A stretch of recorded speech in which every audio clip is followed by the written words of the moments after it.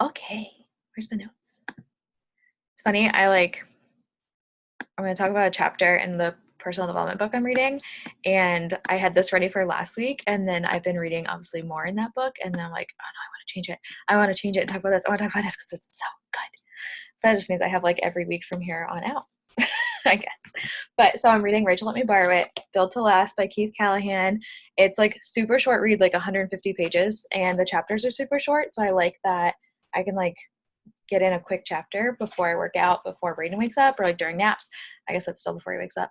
But it's by Keith Callahan, and he's actually a Beachbody coach. So like he speaks our lingo and he knows what he's talking about. And it's all a step-to-step guide to long-term network marketing success. So I highly recommend it. And what we're going to talk about today is about leaving our legacy. So you hear when you sign up as a coach originally about finding your why, and shouldn't just find our any old why, but a why that makes you cry. And you may have heard that before.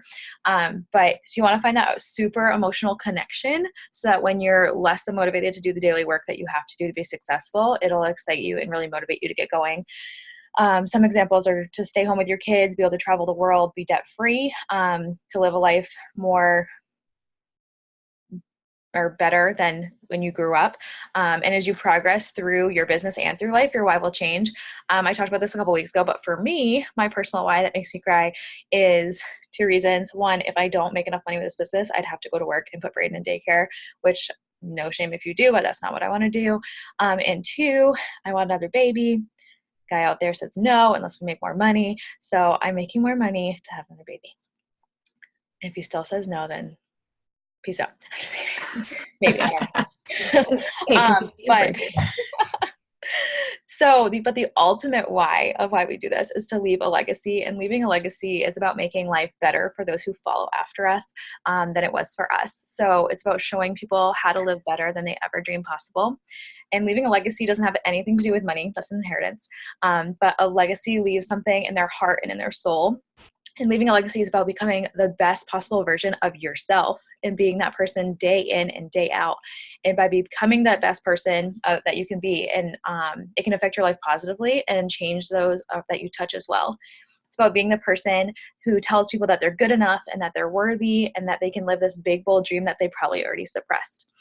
Living a legacy is about living up to your full potential and then mentoring others through modeling that they can live up to their full potential too.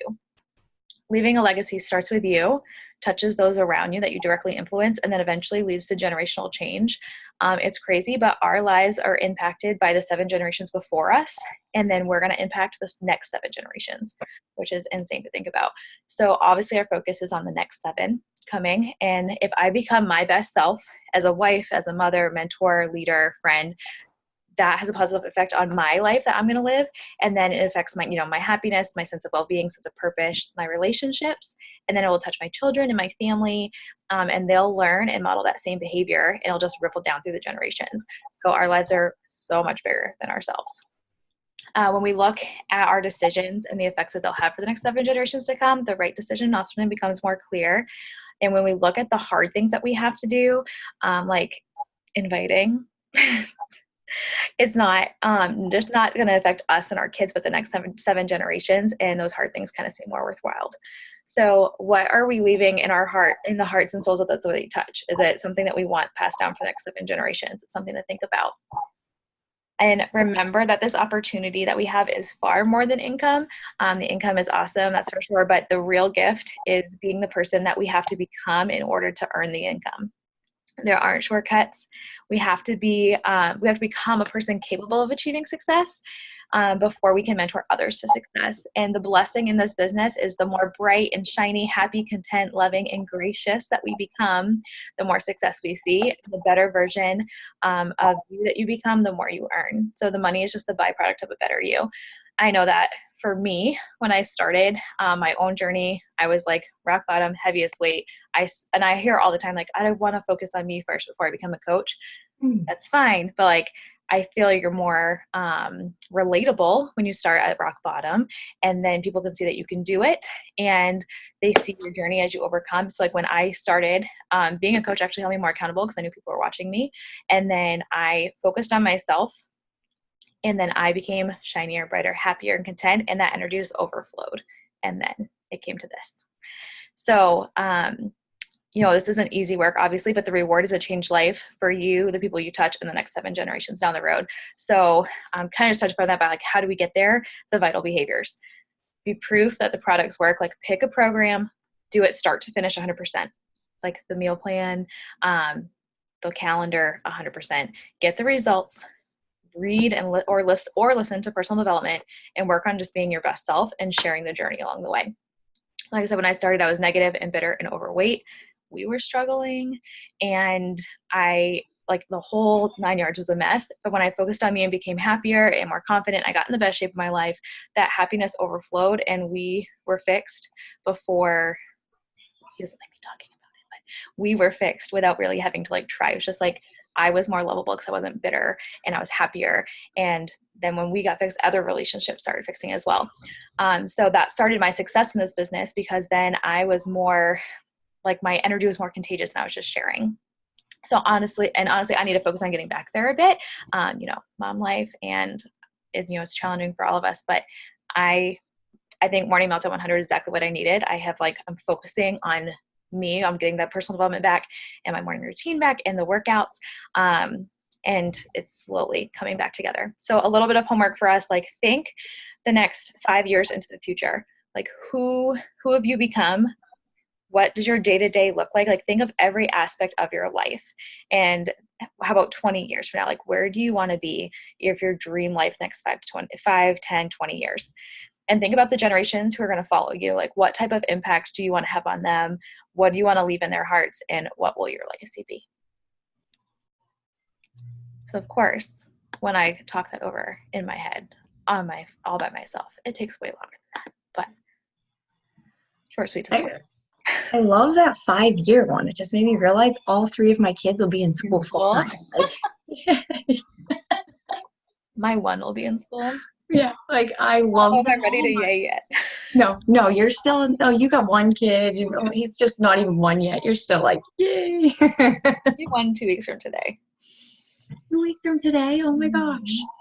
And I'm like in panic mode. Like after seeing, first I saw Ollie's first birthday, then I saw Hudson's first birthday, and now I'm like, oh my God. Like I saw you had favors, right, Courtney? Like little favors? Yeah. Really simple though, because they were, my favors got really fancy because my husband had like nothing to do at work. So he made like bird houses that we put together, like each kids. But my favors were literally dollar store shovels. We did like a construction vehicle theme. It was literally dollar store shovels with Reese Pieces in it, and it said, "I love you to pieces." Okay. Like thanks for coming. Something about like making fun, and then like I love you to pieces. Because Pinterest got the best of me, and we're doing hot air balloon themed, obviously, and which Mark was like, "That's a little feminine, isn't it?" No, it's like more for me this year anyway. Like next year, it can be more boyish, like dinosaurs or something. Yeah. But I was gonna have my cousin make. She's a baker. Do like sugar cookies that were hot air balloon for favors, and then I was like, okay, I feel like I'm planning a wedding. Like we have way too many people coming, and based on naps, I have to do it around lunchtime, so I have to feed people lunch. So I mixed the favors. And as it is, I have my grandmother who I see like daily, like, this is a first birthday. It doesn't need to be this big. You don't need to be spending all this money. And then I said I was getting a smash cake, which I just mean like a small personal cake. I don't necessarily mean he has to smash it. What is that teaching him? Like, nothing. I just mean it's like a small personal cake. Like, I'm not like teaching him to like shove his face in it. Just mean that it's just a little cake for him.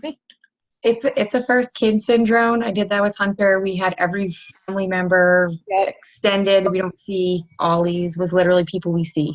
Yeah. And I picked a few things on Pinterest. Hunter's was like over the top. Everything I saw on Pinterest, everything farm themed. Like, I didn't get to enjoy it. I was overwhelmed the whole time. Pause it for me. I'm like looking at things and then I would keep going, okay, I'm going to buy this. It's going to hang on the wall for 2 seconds and then, or a couple hours. And then what am I going to do with it? I'm not buying that right now. I did go a little crazy with a couple things, but I actually lucked out. I was trying to do like a one, like the cake topper that has like the O is a hot air balloon and then NE. And I was going to get one off Amazon, and I happened to check the price on Pinterest. And then there's a girl I went to high school with that is stopping being a teacher and being a stay-at-home mom, and she has that Cricut something, the Yes, little, the Cricut Crate. I have one. Yeah. so I was like, hey, can you, and I know she wanted to make like my little decals like this. Instead of buying them off Etsy, I was going to give her my business. And I give the same one who gets Emerald, by the way, just saying. I'm working And on Monique, Coriel, and Rachel have one. So where's I going with that? Oh, I was going to start giving her my business. So I text her today. I'm like, hey, can you make this? And she just did a practice one, and it looked amazing. And it wasn't the right colors, but she was like, this is just a practice. And I was like, okay, how much would you charge me for that? She's like, literally nothing. I'll just give you practice. I'll put it in the mail this week. I'm like, okay. That's Like, awesome. no, what else could I get from you? Like, I will just pay you like dirt cheap. I don't care. Yeah. I got this like pretty banner that has like the 1 to 12 months. So I can put his pictures in that 1 to 12 months. But yeah, I nixed the favorite. Did you have favors for Hudson, Ashley? I did, and I went way overboard. Now I feel like I have to. No, Tasha told me it's the first kid thing. I'm telling you, it's the first kid thing. I did the same thing. And then you realize you have all the shit you're storing. And you're like, we used it for 10 minutes on the wall. Did you feel that way, Ashley? You already just did it. So. Yeah, by the next day I was looking at everything, all the decorations, and I was like, why? Why did I do this? Okay, so good. I'm having those moments beforehand. All right, Tasha, you just had your little guy's birthday. I know you don't want to talk to us because you're all. Yeah, he's the last of 5, so it was just family. And no decorations, no favors, no nothing. Did he have a cake? They all get decorations. Oh, everybody gets decorations and balloons, and they wake up to it. So that's like a tradition that we do. That way, whether it's a big birthday or not, they feel special. So good. Decorations happen. Yeah, I decided to do it potluck style though, so that everybody else would bring the food. And yes. I got my sister to make his smash cake, and my mom and my sister both made all the cupcakes for everyone else. There you go. My cousin, who's a baker, I asked her about the cake, the smash cake, the cupcakes, and the sugar cookies, and she was going to charge me $265. And that was with a discount, supposedly. So I then told her that I was just going to do the small 4-inch cake for Brayden. And she told me yesterday, she was like, no cupcakes, I'll give you half off. So like, okay, what's that? And it was still way more. Like at Sam's Club, I could get 30 cupcakes for $15, and she wanted to charge me $15 a dozen. So yesterday I told her, I was like, I'm just going to do the 4-inch cake with you. And she's like, okay, but I don't usually do half and half business where half the cake, like half of it comes from me and half of it comes from somebody else. I'm like, okay, then bye. I'm going to go get the cake somewhere else too. I'm not going to spend $100 on cake and cupcakes. I bought like a